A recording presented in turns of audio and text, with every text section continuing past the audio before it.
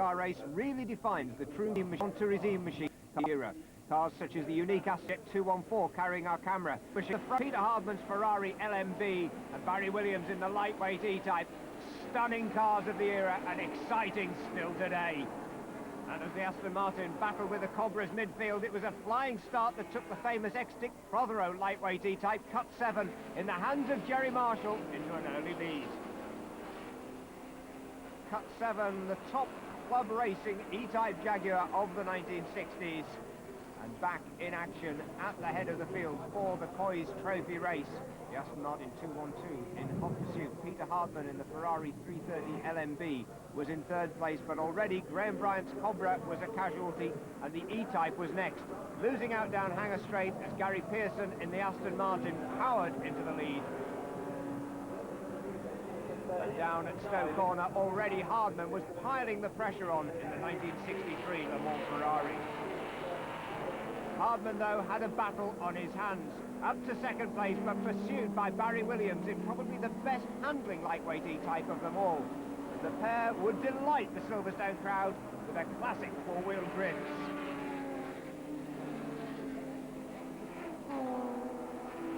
After almost half a lap side-by-side racing, it was Williams that took the advantage at Copse. And he'd been left clear to attack Pearson in the Aston Martin after Hardman's normally ultra-reliable Ferrari hit mechanical trouble just as it arrived at Beckett's corner.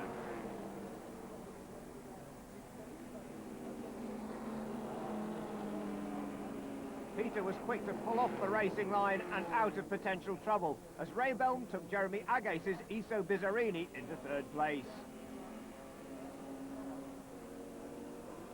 But Peter Hardman's problems would mean that the Ferrari wouldn't feature in either the first heat results or, of course, the results from the second race calculated on aggregate on Sunday afternoon.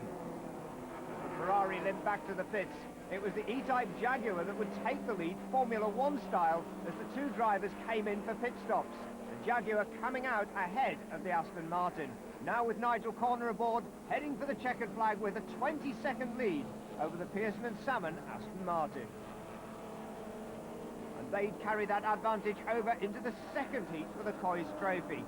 Jaguar taking the first victory, but Hardman will be on the warpath in that Ferrari and out for revenge on day two. So confirmation then of the results. Corner and Williams taking the victory, 20.61 seconds ahead of Pearson and Salmon. Agace and Belm in the Iso Bizzarini third. Fiskin and Sittner in the E-Type fourth, as the cars line up once again on Sunday afternoon, with Franco Miner's Ferrari 250 GT taking centre stage. So once again, it will be Jaguar E-Type versus Aston Martin and Iso Bizzarini at the head of the grid. And back down in 39th place on the grid, the Hardman and Dron Ferrari 330 LMB. All eyes on the front of the grid. Barry Williams in the E-Type, Gary Pearson in the Aston 212. But watch the low-slung Scarlet machine. Ray Belm in the Iso Bizzarini. Gets the power down well, right up on the pit wall, going wheel to wheel with Barry Williams into Cobb's corner, but out in front is Gary Pearson in the Aston 212. The Bizzarini uses the Chevrolet horsepower to get up into second place. The 5.3-litre V8 machine heading Barry Williams up over the crest into Maggots, through the left-hander, then down onto the brakes, into Beckett's for the right, left and right again. Out in front, beautifully drifting through the corners. Two AC Cobras, two Le Mans winners there. Dickie Atwood, the 1970 Le Mans winner, battling wheel to wheel with Henri Pescarolo in the number 4 Cobra. Both carrying the blue and white racing livery of Carroll Shelby, the real Shelby Cobras. But at the head of the field, it's Aston Martin versus Iso Bizzarini. Ray Belm, a 3-time sports car world champion. And look at the battle behind. Wyn Percy in the yellow and white E-Type, already past the Minshaw father and son car. Now down the inside of Barry Williams. Tremendous battle. And the Aston Martin dropping out. Hand in the air. Gary Pearson cruising. So it is now Bizzarini leads the battling E-Type Jaguars. Barry Williams getting back around the outside of Wyn Percy. But the Aston Martin sadly out of the race. The unique prototype car, one of two prototype Aston Martins running in the race, is limping back to the pits. But number 15 versus number 21. Barry Williams versus Wynne Percy. Both immensely experienced. Alan Minshaw behind in 4th position in his lightweight E-Type Coupe. All 3 ex-touring car racers. Barry Williams started racing in 1964 when he couldn't get a place in the Works Mini Cooper team for the Monte Carlo Rally. Started as a rally driver and has, for the last 35 years, been one of the fastest men round Silverstone, and absolutely beautiful to watch there, balancing the car on the power, tail out in the classic power slide and leaving black lines on the tarmac out of Lafille corner, as indeed is Ray Belm. Every one of these drivers practicing opposite lock, full power oversteer. And into the E-Type Jaguar goes Jason Minshaw, an early pit stop for Alan, handing over to his son, and the car suffering mechanical problems. And the team looking there at the cooling system on the car, well, that is one big 3.8-litre engine. Meanwhile, another father and son team, Ted and Mark Williams in the Austin Healey, 11th, ahead of Simon Draper in his Aston Martin 214. The Miners and Stretton Ferrari 250 GT, the little lightweight Lotus Elite, Simon Hadfield at the wheel, and the glorious Ferrari GTO, Nick Mason, the drummer of Pink Floyd, giving the GTO yet another outing. I don't know what's happened, but it started to misfire slightly. The temperature's gone up. It's very, very hot out there, and I think there'll be an awful lot of fatalities. Well, one of those retirements is set to be Jason Minshaw in the lightweight E-Type Coupe. Bonnet open yet again. It's not set to make it to the checkered flag. But this is turning into a storming drive by Peter Hardman. Now past Barry Williams in the silver E-Type Jaguar and closing in on the race leader. Second place at the moment for the Ferrari 330. Long wheelbase, the car built to run in the production class at Le Mans in 1963. And it's closing in on that very special Iso Bizzarini. The Iso company in Bologna, building the cars on a space frame chassis, very low, very wide, big powerful 5.3-litre Chevrolet. Past the little Sebring Austin Healey Sprite they go. That car's 1300cc, not capable of keeping up with these 4-litre V12 Ferrari or the 5.3 V8. Behind them, the E-Type still staying in touch. Barry Williams in third, ahead of Wynne Percy in the yellow and white car. But now, just how long is it going to be before Peter Hardman closes in on Ray Belm? Belm will, of course, know that Hardman is out for a result and putting on a show for the fans here of the Ferrari. But will have no overall effect on the result. The result's calculated on aggregate. Hardman's retirement yesterday means that he can't get an aggregate result. Ray Belm will no doubt just let him go through, as into the pits, another driver change. Jeffrey Pattinson, the boss of COYS, handing over to Jonathan Baker in their lightweight E-Type. Jeffrey, the sponsor of the race, the sponsor of the meeting, and no doubt he'll go to the pit wall to watch this battle now between Ray Belm and Peter Hardman. Hardman loves this Ferrari. It's big, it's heavy, it's a brutal motor car, and he just loves sliding it around on those skinny 6-inch wide tyres. Belm lets him go through, stays in touch though with the Bizzarini. Good tactical driving, as you'd expect from a man of Ray Belm's experience. Switched from Group C2 sports car racing in the early 90s to set up and run a team which won the British Touring Car Championship in 1991 with Will Hoy. Belm's still very much racing for fun and racing good and hard. Peter Hardman ahead of him though now, starting to extend an advantage in the Ferrari 330, and the battle's still on between the E-Types, and it's Wynne Percy, another former touring car racer, back down the inside of Barry Williams. These two trading places for the whole of the race. Great action all the way down the pack. It's a good race though. Oh, water, thank you. Very exciting. A lot of movement. Oh, tremendous amount of movement. I think I changed places about 4 or 5 times, and 2 or 3 people left the track in clouds of dust and gravel. It was really good fun. Still going strongly though, the Iso Bizzarini, And look at the thin alloy bodywork, a huge dent there just behind the door, showing the frantic pace. Starting to work their way through the back markers now, but it's still Peter Hardman in the 330 LMB running at the head of the field, past the Triumph TR4, closing in on yet more of the E-Type Jaguars. And beautifully controlled power slides there through Luffield Corner. That is Ted Williams in the Austin Healey 3 litre coming through to lap the Sebring Sprite, the Austin Healey's large and small, the 3 litre car, four-wheel drifting on its relatively unsophisticated suspension. Turning into Cox Corner, turn the car in, settle it on the rear bump stops of the old kart springs on the back, and then control the oversteer, feeding the power into that sound of that glorious straight six.